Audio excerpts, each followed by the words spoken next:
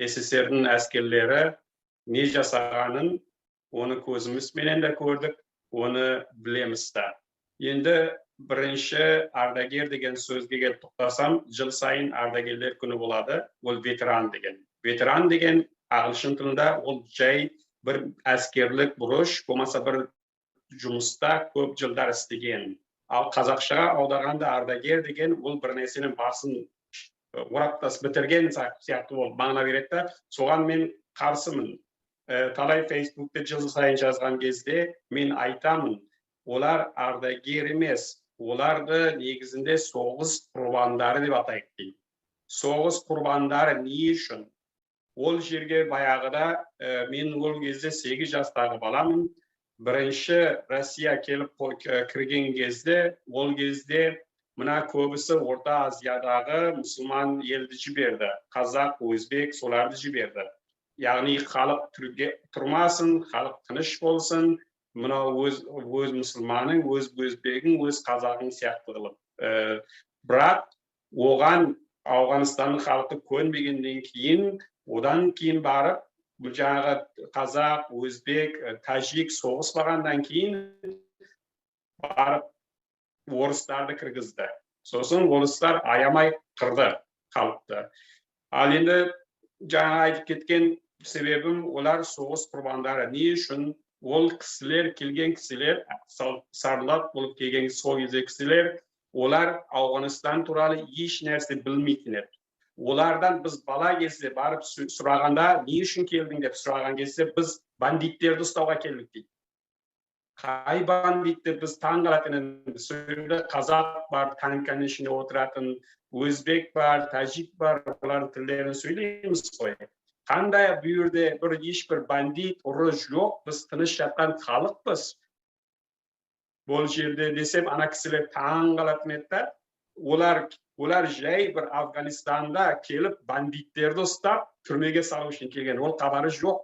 Олар Ауғанстанның халқы үлкен қозғалыс, бір ел, орыс, Россия кірген кезде, ол бір елді келіп шапты ғой ол.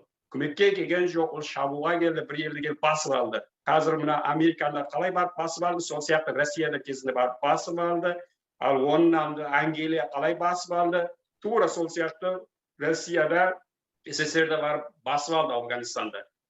Бірақ мына жіберген кісілер, сол үшін мен айтам, бұлар соғыс құрбандары, ешбір түрлі информация бұларда жоқ еді. Оларда жай анерді бандиттер бар, оларды ұстайсыңдар, Ауған халқына көмектесесіңдер жібереді. Бұлар бізден ескеннен кейін жаңағы өзбек, тәжик, қазақ, түркмен шынымен де сосын олар айтты, бұлар шынымен біз алданып келгенсіз деп, ол көбісі соғыспай қойды. Сол үшін одан кейін екінші мәртебеде орыстарды жіберді. Аямай сосын олар соғысып, Афган халқын қырды, өздері де қырылды. Соның білесіздер, 10 жылдан кейін мәжбүр болды, Американдар сияқты олдаларда несін жинап қашуға. Ал енді келейік, бір нақты мәселелерге не үшін олар, бірінші айттым ғой, олар соғыс құрбандары себебі олар білмей келді. Ал оларды және көзбенен көрген нәрсені айтайын. Бала кезде біздер мысалға көшенің арғы бетінде бір дүкен бар еді. Олар түндерде келіп, олар бәрі танкаменен бәрі жолдарды байлайтын еді. Мысалға айтатын еді, мына жетіде ешкім далаға шығуға болмайды деп, халықтың үйін тінтетін еді. Танкаларды жайып салатын еді, әрбір 30-20 метрде бір танка тұратын еді. Түнде олар ұрлыққа баратын еді. Бірнеше мәселені айтып кетейін. Бірін өзім көрген, мына біздің көшенің қарама-қарсысында бір дүкен бар еді. Сол дүкендің есігін құлпын ашып сындырып, ішіндегі тамақ анау-мынауын жеп, таразысының үстіне түсіп кеткен. Ол Афганистанда мынандай 2 таразы бар еді, мынандай ескі электроник таразы емес. Тамағын жеп, не қылып таразысының үстіне түсіп кеткен. Сосын келіп, жаңағы ардагер деген сөз не үшін мен намысыма тиеді? Бұлар соғыс құрбандары. Енді мен оларды біріншіден білмей келді, екіншіден мынандай ішінде енді келгеннен кейін жақсысы бар, жаманы бар. Жаңа орыстар келді ғой, олар өте қиынға ұшыратты. Сосын екінші мәселе, біздер Қазақтың көшесі деген бір 2-3 көше тұратын еді. Ал сол кезде бұл орыстар түнде барып ұрлыққа түсіп, елдің ақшасын тонап, үйін тонайтын еді.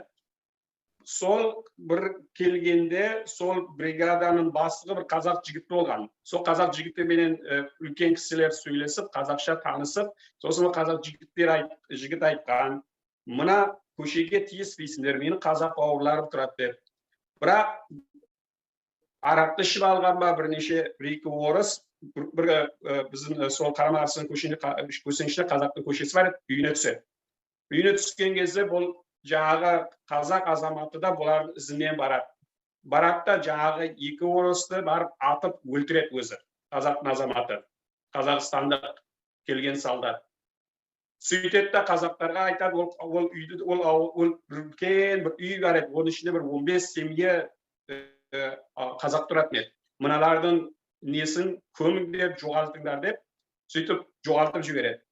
Яғни біздер келген қазақтар бізге сондай көмегі да тиді. Ал бірақ біздің да келген қазақтарға көмек тиді. Және бір шайхана бар еді, кафе бар еді. Сол кафеге әкеліп бір қазақ азаматын ұстап, Афганның мұжахидтері қолын байлап әкеліп кафенің артына ұстап отырған кезде, сол кезде біздің қазақ жігіт кафеде болған, танысып, сөйлесіп, сондай бір қазақ жігітті не қылып жіберген, азат етіп жіберген.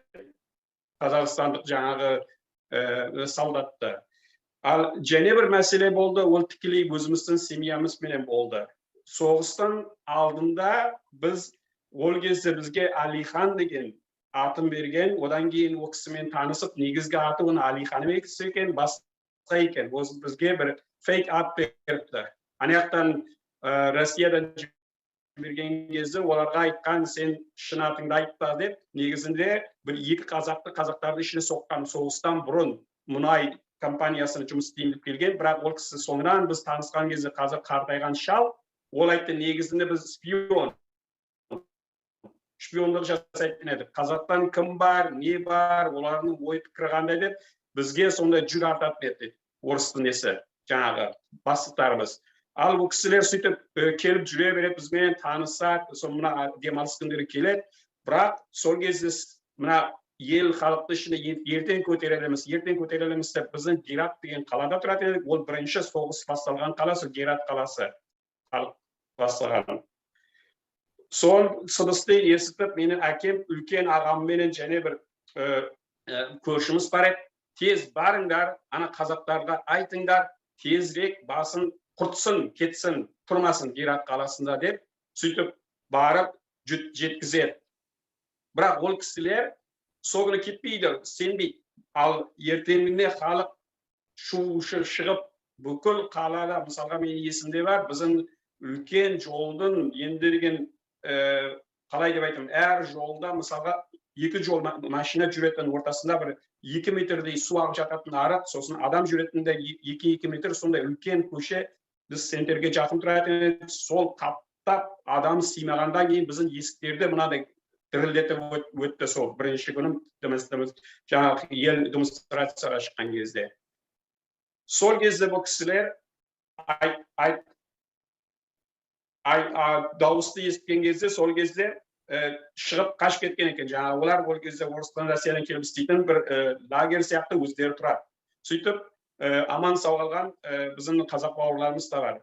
Ал біз барып талай рет танкаменен, мысалға бір ауылдан бір жерден оқ атса бұларға қарсы танканы айналдырып тұрып, бүкіл танканың несіменен ұрып, үйді быт-шытын шығарып, жоқ қылып жіберген кезектер де бар. Мысалға біздің үлкен салынған үй қазір жоқ ол. Бәрі біз шығып Афганистаннан кеткеннен кейін бомба түскен, быт-шыт шыққан, оның орнына басқа үй салынған қазір. Енді бұл осы мәселелерді айта берсек, басқалар көп, талай зұлымдықтар болған, нелер болған, ал сол үшін бірінші жаңағы кісілер не үшін келгенін білмегені үшін, екіншіден жаңағы болар ардагер деген, мысалы ветеран бір жұмыс, бір тәжірибе алған адам болады. Ол кісілерді мен тәжірибе де көрмедім. Танкалардың ішінде отырып тығылып отыратын еді.